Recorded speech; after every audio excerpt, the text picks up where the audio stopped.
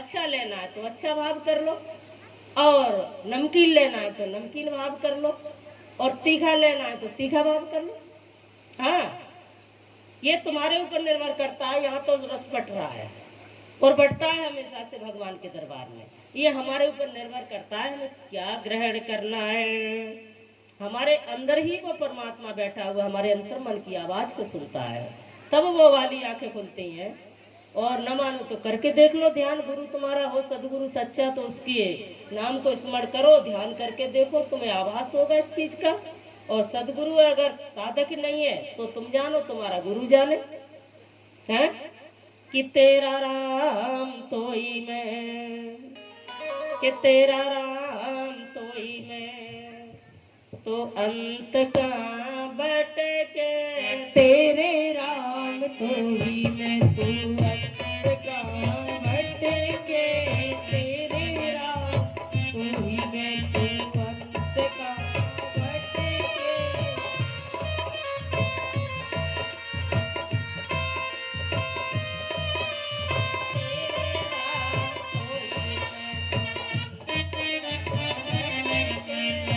तेरे राम तोई मैं, तू अंत का भटके।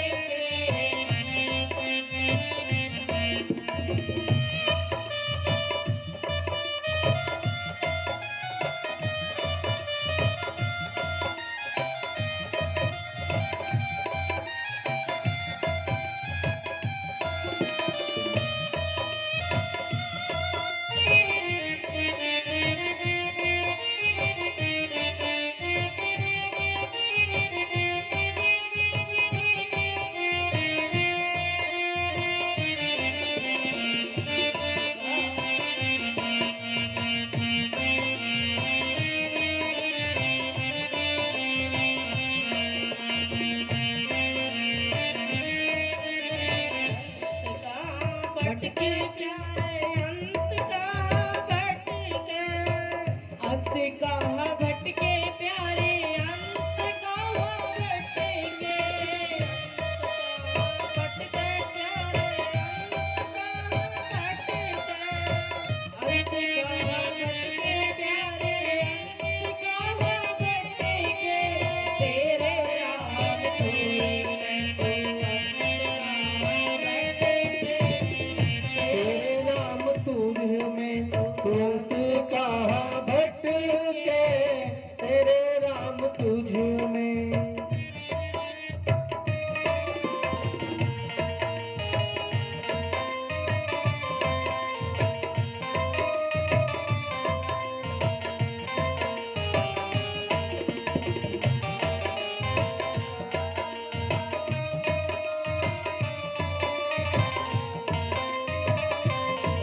गोविंद भगवान की जय। सुबह खा पी के आते हो कि नहीं आते हो? या भूखे पेट आते हो तो तुम पर रहम किया जाए है? हाँ, अगर भोजन नहीं मिलता हो तो तुम पे तरस किया जाए, और अगर खा पी के आते हो तो तरस की कोई बात नहीं। भाव से तालियां बजा के गाया करो, ऐसे बैठ जाते हो जैसे गिरमी रख दियो का उन्हें है? हाँ, खुश होके प्रसन्न होके भगवान का दर्शन किया करो।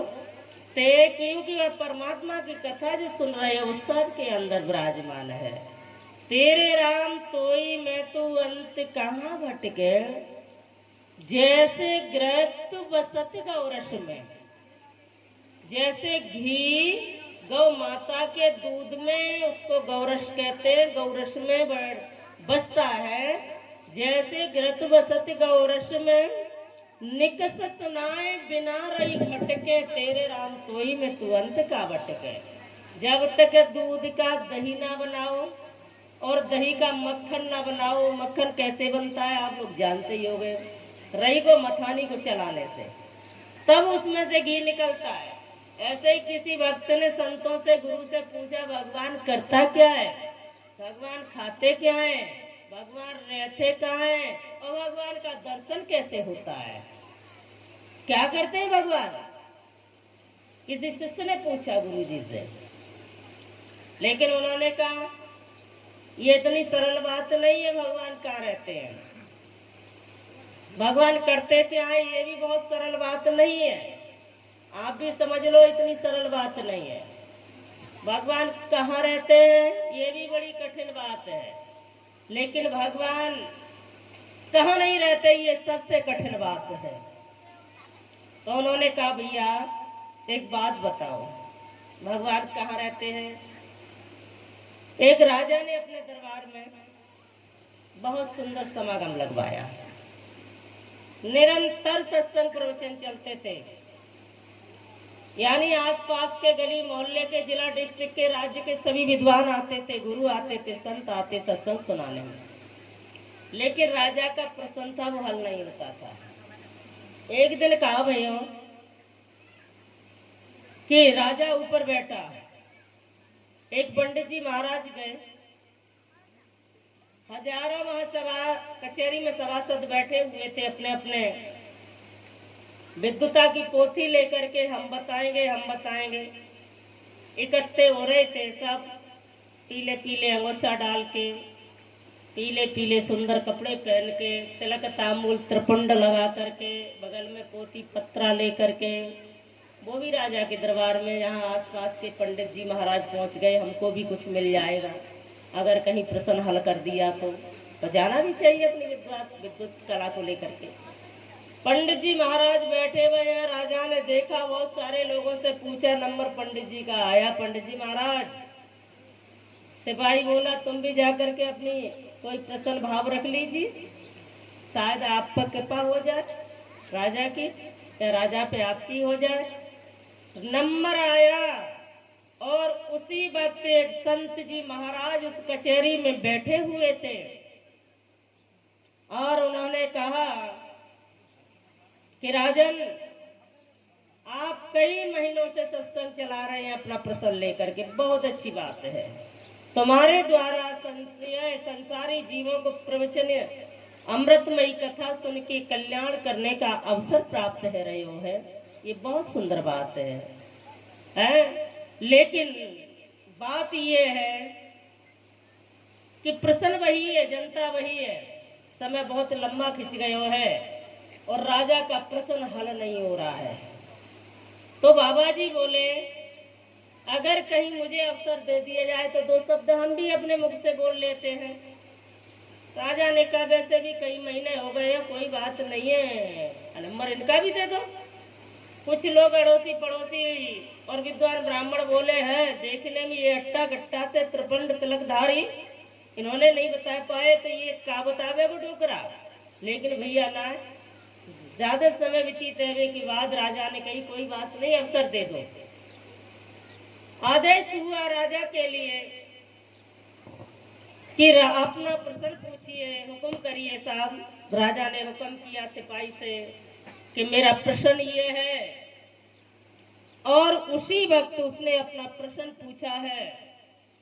तो ठाकुर की इच्छा से कहा भयो कि बाबा जी बोले, महात्मा जी बोले, प्रश्न पूछने वाले का आसन कैसा होता है, भाव कैसा होता है, विचार कैसे होते हैं, ये जान लो पहले। प्रश्न पूछने का अधिकार हर किसी को नहीं है।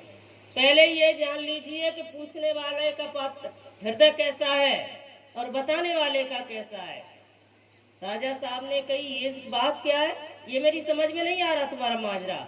माजरा ये है बाबा जी, तुम प्रश्न कर रहे हो राजा साहब से, और राजा साहब किसी के प्रश्न से प्रसन्न नहीं है, इसलिए मैं इसमें सहमत नहीं हूँ।